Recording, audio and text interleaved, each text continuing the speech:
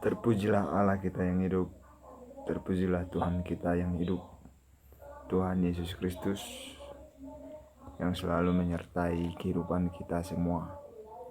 Pada malam hari ini saya ingin berbagi mengenai Wahyu 13 ayatnya yang ke-11 sampai ayatnya yang ke-18 mengenai antikris. Saya yakin dan percaya bahwa segala sesuatu yang diilhamkan oleh Allah, yang dituliskan di dalam Alkitab, akan digenapi oleh Dia yang memberikan pewahyuan tersebut secara nyata dan real terjadi. Nah, memang banyak yang mengatakan bahwa kitab Wahyu itu susah untuk ditafsir, susah untuk dipahami, susah untuk dimengerti, karena memang kitab Wahyu ini kitab yang sulit untuk didalami ya, karena hanya Tuhan saja yang tahu mengenai hal apa yang akan terjadi, tetapi Dia telah memberitahukannya terlebih dahulu kepada kita lewat pribadi Rasul Yohanes di Pulau Patmos. Jadi saya juga mengatakan bahwa kitab Wahyu ini bukan kitab yang sembarangan, yang gampang untuk ditafsir, yang gampang untuk didalami. Hanya Tuhan yang tahu akan hal itu. Jadi pada saat ini kita akan sama-sama belajar dari kitab Wahyu pasal 13 ayat 11 sampai ayatnya yang ke-18 yang mengenai antikris. Banyak orang mengatakan bahwa ini terjadi hanya secara rohani, bukan secara kenyataan, tidak real terjadi gitu ya. Tetapi saya sendiri percaya bahwa ini akan terjadi secara nyata. Kenapa? Karena penghukuman Tuhan atas muka bumi ini, atas manusia, itu secara nyata, bukan secara rohani. Dan kedatangan Tuhan Yesus juga itu secara nyata dan bukan secara rohani. Jadi saya percaya bahwa antikris yang akan datang, kedatangannya itu real terjadi, nyata terjadi ya, bukan secara rohani. Jadi Bapak Ibu Saudara, saya mendalami bahwa kedatangan antikris dan kedatangan naga itu nyata terjadi di dunia ini. Jadi kita tidak boleh mengatakan oh itu hanya kiasan, oh itu hanya sebagai simbolik gitu ya, atau kayak mana gitu. Tetapi saya percaya ini nyata, real terjadi nanti. Tetapi saya tidak tahu kapan akan terjadi, karena hanya Tuhan saja yang tahu. Dan kita serahkan seluruhnya kepada kuasa Tuhan saja. Jadi di sana dikatakan di ayat 16 bahwa setan akan menyebabkan semua orang tanpa terkecuali, baik anak-anak yang kecil, orang dewasa, yang kaya, yang miskin, merdeka atau hamba, diberikan tanda antikris, tanda 66 ya. Menurut saya ini nyata terjadi, bukan secara rohani.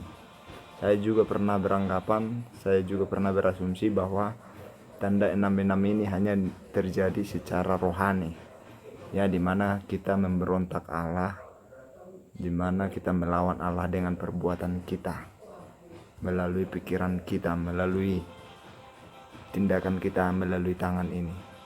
Tetapi saya percaya bahwa antikris tanda 66 ini juga akan nyata terjadi, di mana itu ada tanda di tangan dan juga di dahi ya. Memang di ayat 14 juga dikatakan di situ bahwa akan ada tanda yang daripada Allah. Menurut saya itu nyata ya, nyata terjadi. Jadi Bapak Ibu Saudara, bahwa kenyataan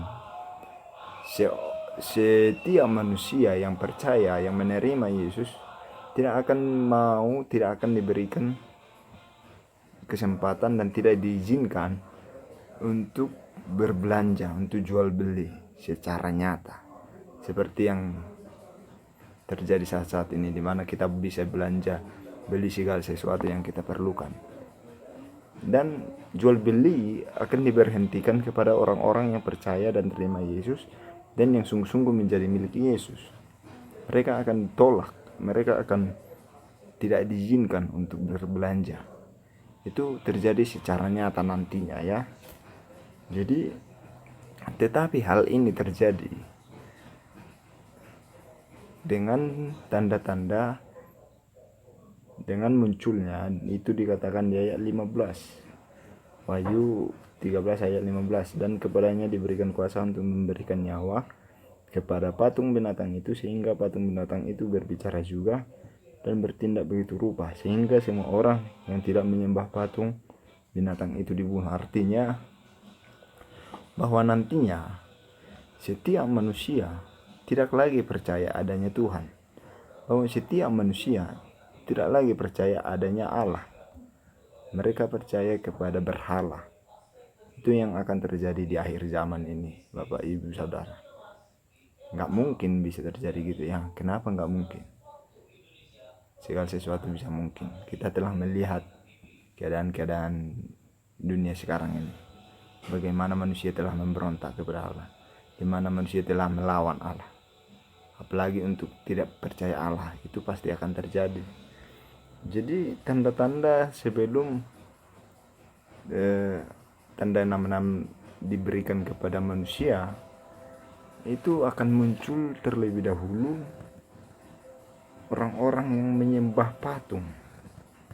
Dikatakan di ayat 15, artinya manusia nantinya akan menjadi penyembah-penyembah berhala, penyembah-penyembah patung, bukan lagi penyembah Tuhan Yesus, bukan lagi penyembah Allah atau Allah yang kita percaya sekarang, tidak. Tetapi mereka akan menjadi orang-orang yang percaya akan patung. Karena apa? Karena patung yang telah dikuasai oleh setan itu akan melakukan mujizat-mujizat. Jadi setan akan melakukan mujizat sehingga manusia tidak lagi percaya kepada Tuhan. Karena apa? Kita melihat, kita bisa saja tidak lagi percaya kepada Tuhan ketika sakit penyakit kita tidak disembuhkan, ketika perekonomian kita tidak lagi dapat ditolong, ketika kita berdoa Tuhan supaya Tuhan tolong perekonomian kita, supaya Tuhan menyembuhkan sakit penyakit kita, tetapi Tuhan seakan-akan tidak memberikan pertolongan. Nah, disinilah timbul antikris ya, datang setan memberikan mujizat sehingga manusia tidak lagi percaya kepada Tuhan, tidak lagi percaya kepada Allah, tetapi manusia lebih percaya kepada setan yang memberikan mujizat, tanda dahsyat yang ajaib. Nah, inilah yang akan terjadi, di mana manusia akan gila akan mujizat, gila akan tanda-tanda ajaib, sehingga membuat mereka tidak lagi percaya Tuhan, tidak lagi mengandalkan Tuhan, tidak lagi mengakui adanya Tuhan, karena mujizat-mujizat tipu muslihat dari setan ini. Jadi tanda 66 itu dan jual beli itu akan diberhentikan, itu nyata terjadi nantinya. bukan hanya secara rohani, tetapi secara fakta, real, itu akan terjadi dalam kehidupan kita. Tapi waktu dan kapan terjadi kita tidak tahu, dan tidak seorang pun yang tahu, hanya Tuhan yang tahu.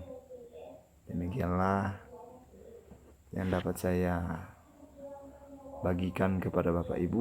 Biarlah kiranya kita semakin mengerti, kita semakin memahami bahwa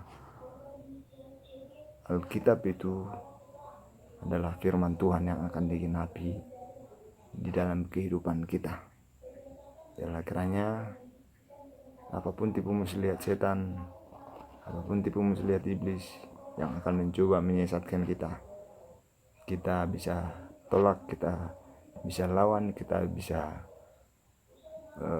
bandingkan, sehingga membuat kita tidak tersesat, sehingga membuat kita tetap teguh, tetap kokoh di dalam iman kita, di dalam pengenalan kita akan Yesus Kristus Tuhan kita. Haleluya. Sampai bertemu kembali di hari-hari yang akan mendatang. Puji Tuhan.